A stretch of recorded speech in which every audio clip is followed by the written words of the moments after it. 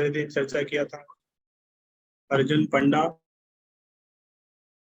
चर्चा किया था अ, कल चर्चा किया था राजा कुलशेखर की स्टोरी, और कांची और जगन्नाथपुरी के राजा का युद्ध हुआ, तो किस तरह राजा पुरुषोत्तम देव का विवाह रानी पद्मावती के साथ हुआ। तो आज की हमारी जो दो स्टोरी है वो हम जगन्नाथ लीला से ही है, माँ लक्ष्मी और श्रिया चांडालिनी, ये एक स्टोरी है। और दूसरी हम रघुदास की स्टोरी चर्चा करेंगे। तो शुरू करते हैं।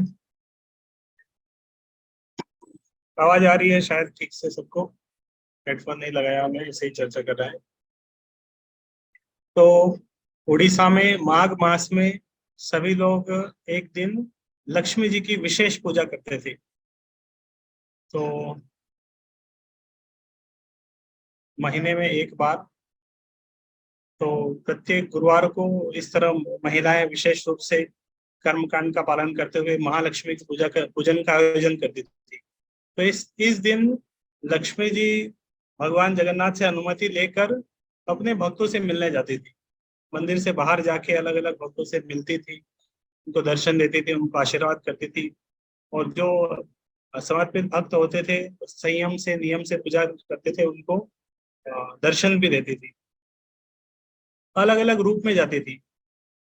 कभी वो ब्राह्मणी का रूप लेके जाते, छद्म वेश धारण करके लक्ष्मी जी इस तरह नगर में भ्रमण करने उस दिन जाती थी। तो एक बार एक वृद्ध ब्राह्मणी का रूप धारण किया उन्होंने, और लक्ष्मी जी इस तरह अलग अलग भ्रमण कर रही थी नगर। जगन्नाथ जी का परमिशन लेके गई थी वो।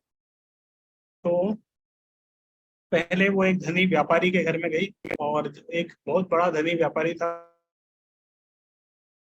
में गई, वहां देखा कि स्त्रियां अभी तक सो ही रही है, पूरा घर गंदा पड़ा है, स्वच्छता हुई नहीं है।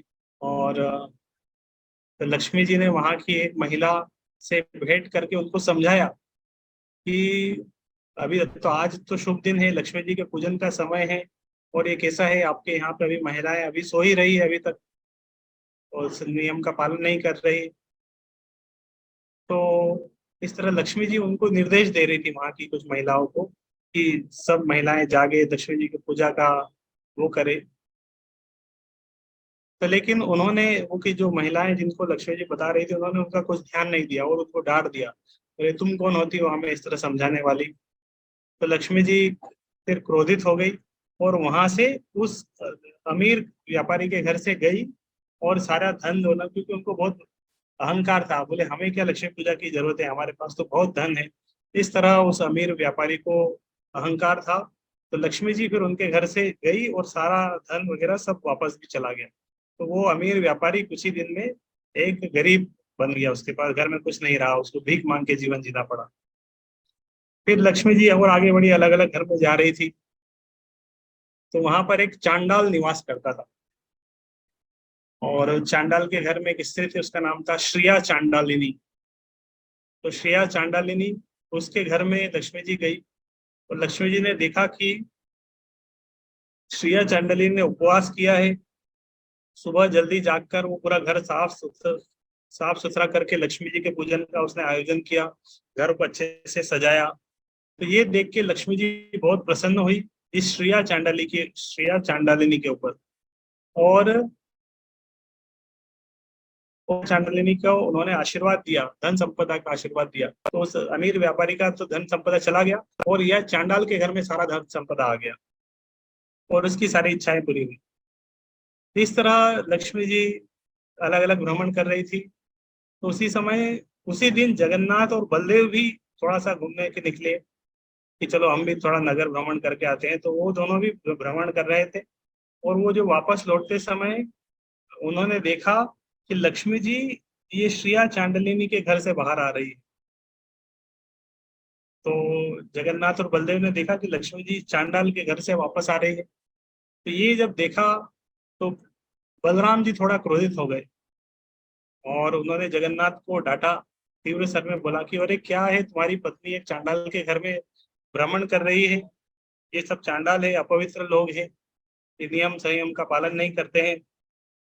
तो इस तरह चांडाल मतलब जो नियम का पालन नहीं कर रहे हैं और वो कुछ भी खाते हैं, ये जन्म से नहीं होते, कर्म से होते हैं। तो जो नियम संयम का पालन नहीं करते, इस तरह के चांडाल के लोग होते हैं। तो तो फिर बलदेव जी ने बोला कि अगर ये चांडाल के घर से इस तरह होके आ रही है, तो ये फिर अब सीधे मंदिर में प्रवेश करेगी, सही नहीं है, हमारा मंदिर अपवित्र हो जाएगा। तो बलदेव जी ने जगन्नाथ जी से बोला कि तुम इनका परित्याग कर दो, नहीं तो हमारा मंदिर अपवित्र हो जाएगा। तो भगवान जगन्नाथ तो बताए पहले तो नहीं नहीं, वो तो उन्होंने मुझसे परमिशन लिया है, जाने का परमिशन लेके ही गई है, समझाने का प्रयास कर रहे हैं, तो क्षमा कर देना चाहिए। इस तरह जगन्नाथ जी लक्ष्मी जी का पक्ष लेके बलराम जी को समझाने का प्रयास कर रहे हैं। लेकिन बलराम जी अपने निर्णय पर अटल थे, वो समझ नहीं रहे थे कि किस तरह। तो बस इसी बात पे अड़े हुए थे कि नहीं, इनको मंदिर में नहीं आने देना है। तो अ, तो बलराम जी ने अगर बोला कि अगर तुम लक्ष्मी जी को अंदर आने दोगे तो फिर मैं चले जाऊंगा मंदिर से। तो जगन्नाथ जी तो धर्म संकट में आ गए, अब तो लक्ष्मी जी जाएंगी या बलदेव जी जाएंगे, बड़े हैं। आ, तो बलदेव जी बोले थे मैं मंदिर के प्रांगण के बाहर रहूंगा। तो भगवान जगन्नाथ तो बलराम जी की आज्ञा का पालन करना चाह रहे थे, उनकी आज्ञाकारी थे। तो उन्होंने फिर लक्ष्मी जी को बुलाया और इस तरह कहा कि जो बलराम जी ने उनको आज्ञा दिया है, इसी तरह उन्होंने लक्ष्मी जी को बताया सब कुछ। और लक्ष्मी जी ने जब इस तरह सुना तो वो स्तब्ध रह गई, एकदम आश्चर्य में हुई कि ऐसा कैसे हो सकता है। तो आप कैसे मुझे मेरा त्याग कैसे कर सकते हैं, ऐसा तो हमारा कोई वो नहीं है, मैं तो आपसे परमिशन लेके गई थी, और आपको तो मेरे अपराधों को क्षमा कर देना चाहिए। और बोले नहीं, तो आपसे भ्रमण करना कोई अपराध नहीं है, और वो श्रेया चांडाली तो मेरी भक्त है, स्वच्छता से उसने सब कुछ कार्य किया है, इस तरह पूजा करी है, तो मैं तो आशीर्वाद देने ही गई थी। इस तरह अ, लक्ष्मी जी समझाने का प्रयास कर रही थी, और वो समझाने का प्रयास कर रही थी कि आप जो दंड दे रहे हैं मुझे, ये उचित नहीं है। लेकिन जगन्नाथ जी भी मान नहीं रहे थे, तो लक्ष्मी जी बहुत क्रोधित हो गई। और लक्ष्मी जी ने क्रोध में आके जगन्नाथ जी को श्राप दे दिया कि आने वाले 12 वर्ष तक उन्हें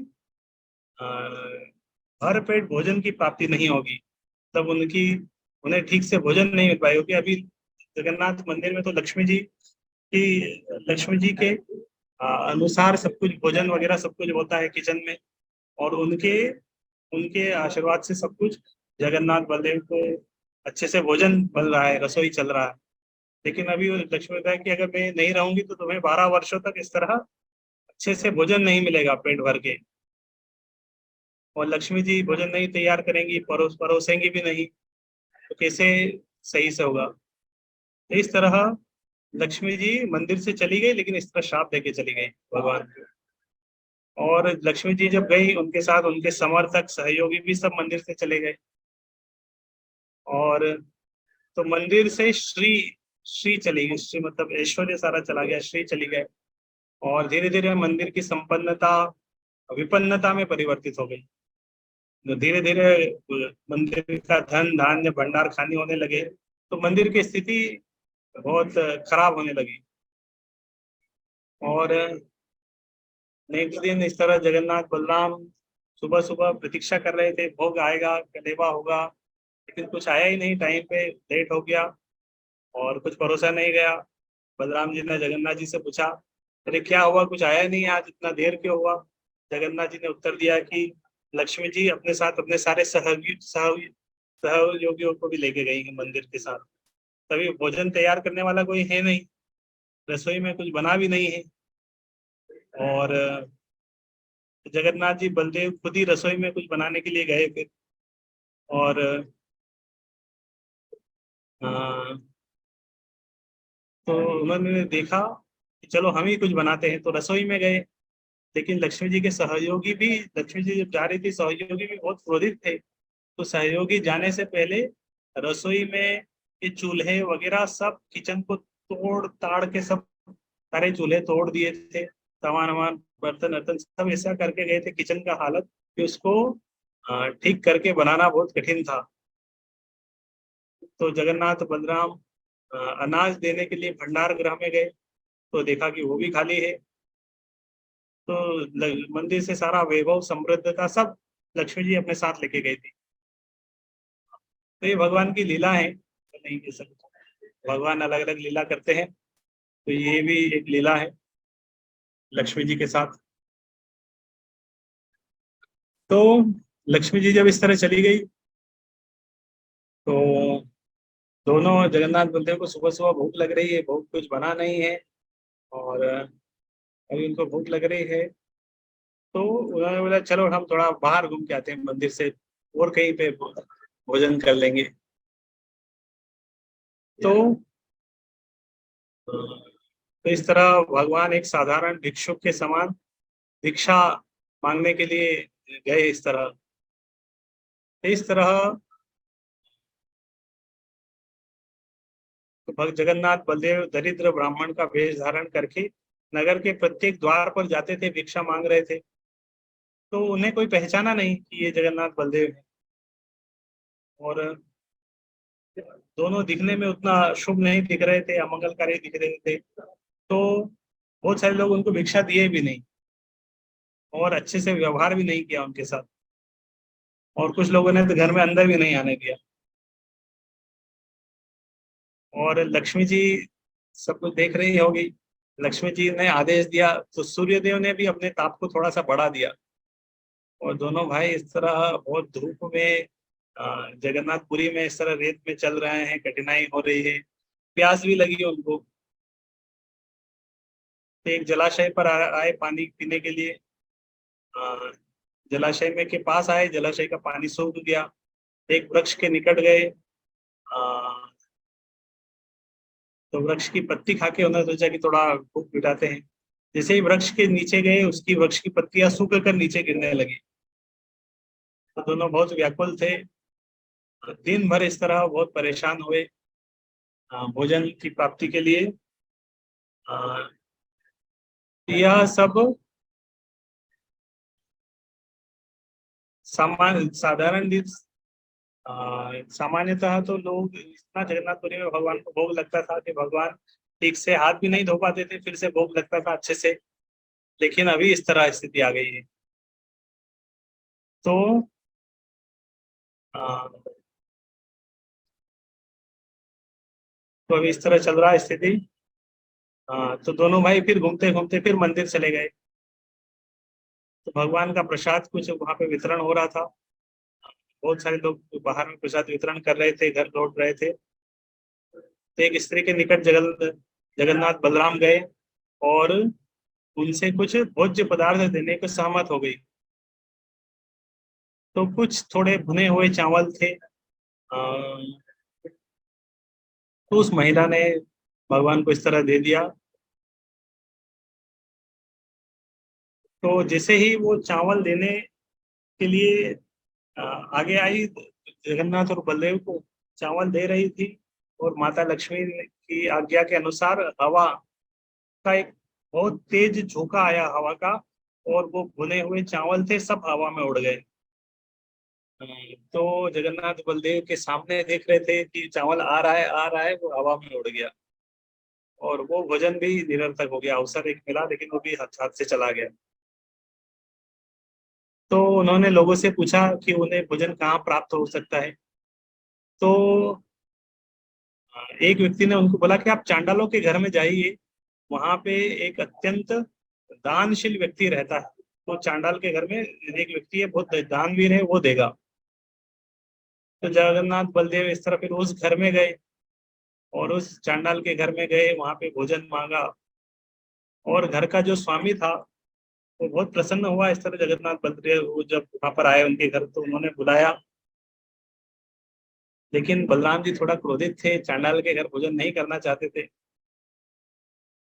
वास्तव में वो स्वयं भोजन करके खाना चाहते थे। तो पहले उन्होंने बोला कि आप कच्चे पदार्थ कुछ दे दीजिए, और हम बना के खा लेंगे। आप कुछ कच्चे पदार्थ दे दीजिए, एक चूल्हा दे दीजिए, और हम बनाएंगे और फिर आप खा लेंगे।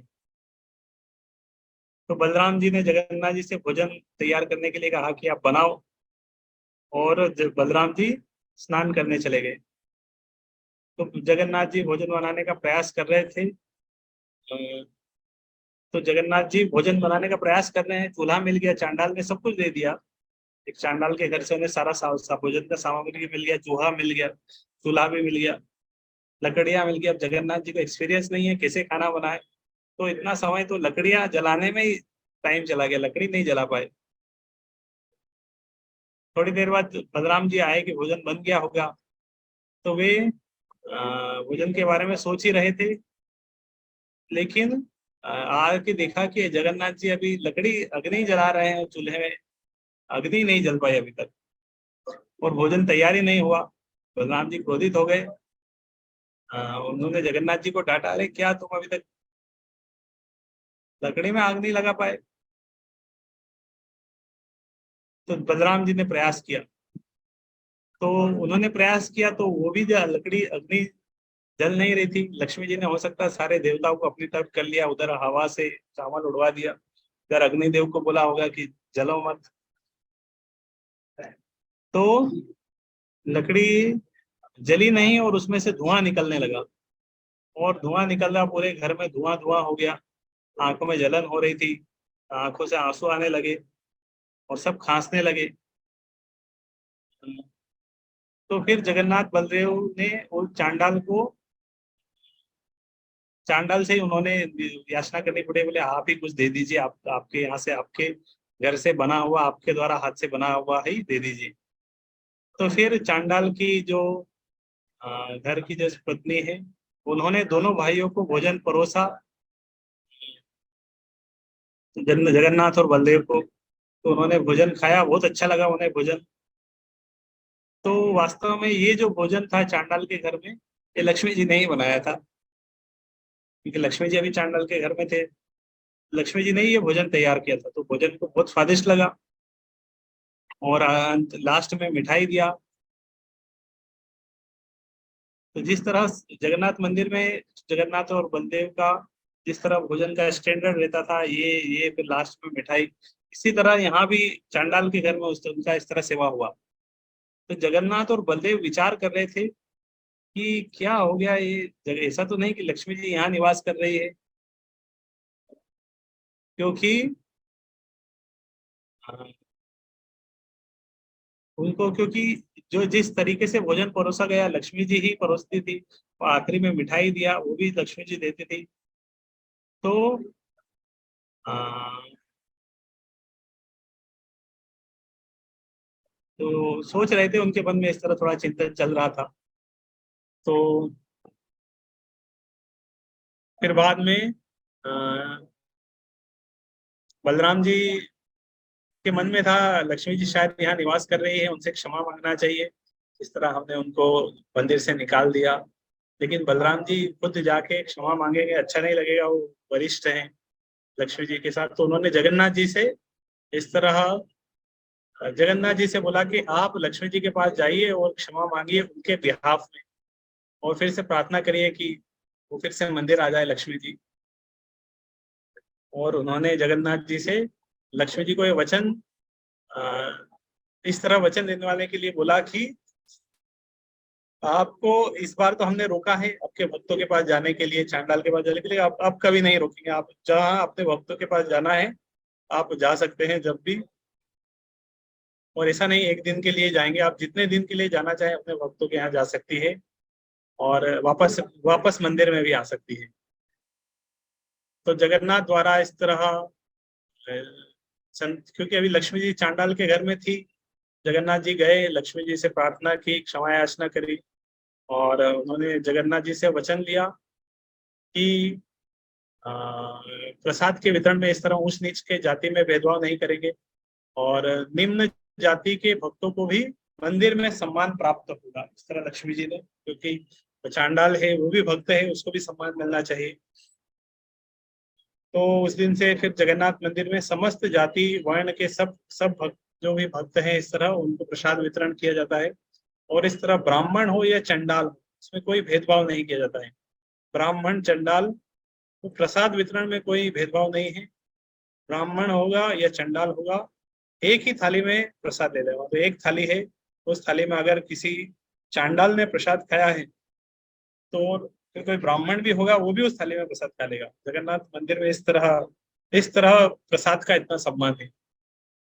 जगन्नाथ मंदिर में आप देखेंगे कि एक प्रसाद की थाली है, अगर कुत्ता भी आके उसमें थोड़ा कुछ खा के चला गया, लेकिन प्रसाद है, तो प्रसाद को इतना सम्मान करते हैं कि उसमें से भी वो कुछ ग्रहण कर लेंगे। तो ये श्रिया चांडालिनी का एक स्टोरी हमने सुना। लक्ष्मी जी और श्रेया चांडालिनी, कृष्ण बलराम को किस तरह जगन्नाथ मंदिर से बाहर जाके भिक्षा मांगना पड़ा, फिर से लक्ष्मी जी को उन्होंने प्रणाम करके क्षमा याचना करके फिर